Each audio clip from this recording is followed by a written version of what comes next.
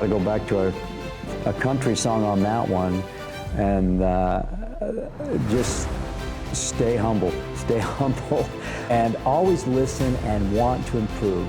Probably the number one thing I've learned is listen to people's stories. Now this is for me, and I know this isn't for anybody, for everybody else. Follow the circumstances that are presented to you in life. And I would like to help them figure out how to get off that wretched merry-go-round that we all seem to ride, where we just drive ourselves into the ground and we give away so much of ourselves that there's nothing left for us.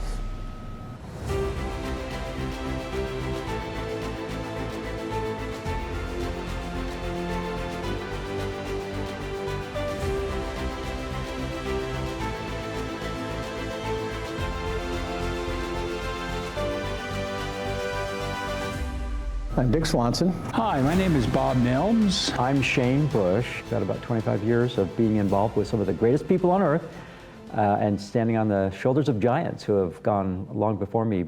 Initially, when I was introduced to the HOP philosophy, it automatically rang true with me as far as the process, because in the past I'd heard so many people talking about eliminating errors and mistakes, and it just didn't make sense. As humans, we all know we can never eliminate them. So what really inspired me was the fact that they had captured a process, or at least an approach to this process, that just made so much sense.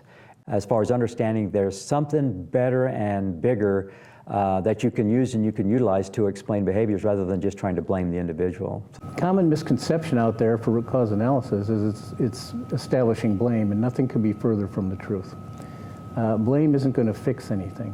What's going to fix things is if we figure out what it is that set these people up to make the errors that they made.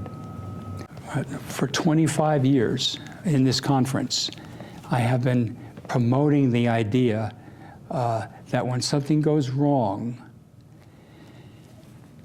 there ought to be a rule: no blame, but required introspection. Nobody's allowed to blame anybody else or anything else, but everybody involved, all the way up and down, should be required to look at themselves instead. Wouldn't it be marvelous if our families were like that, our companies were like that, our politics were like that? It's so simple. That's the legacy that I'd like to leave behind. As I used to think it was part of my job to be smart. I thought I was a high-performance engine and I should perform personally at top efficiency, top output, have all the answers. And I spent an awful lot of time developing skills, taking courses, trying to figure out how to be smart. And what I learned about the time I started consulting is it never really mattered how smart I was. What mattered is how smart I could help other people become. One of the most important lessons for me is realizing that while I had an approach to facilitating and teaching the courses, that be careful not to think that yours is the only way, yours is the only approach. Be very open-minded with people's feedback and their perspectives, because everybody has their own experiences related to this subject.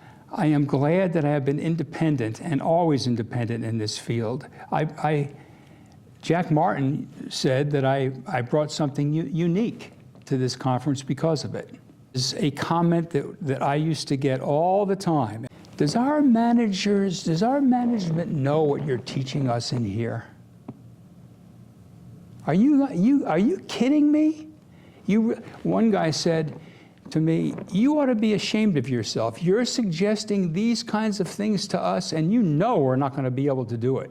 Making an impact to where people learn in buckets. They take this information in, and one of the hardest things is you don't see immediate results sometimes as far as the message being sent, but it's latent, just like everything else is latent. It's delayed, and they'll go back to that bucket that you've put a little bit of information in at the appropriate time. I had a great mentor, friend, and colleague of 32 years, the late Dr. Bill Corcoran. Smart, I learned an awful lot. The man is magnificent, but I'm not him. I've learned a lot from Bob Nelms. I'm not Bob Nelms either. I've learned from Rob Fisher. I'm not Rob Fisher. I've learned from a whole bunch of other people. I'm not them either. And I think it's a big mistake if we try to follow in somebody else's footsteps. I think we need to establish our own voice. We need to walk our own path. And we need to figure out for ourselves what it is that we intend to do for other people if they're willing to accept it. Follow your passion. Find out what your passion is and follow it. Two key words: know what your passion is and then follow it. That's the advice that we give. Sure that you really are open-minded to other people's ideas and implementation, and that's why we call it a community. The only way we can call it a community is if we're all willing to learn from one another and be respectful of their perspectives, even though it may not be your particular experience.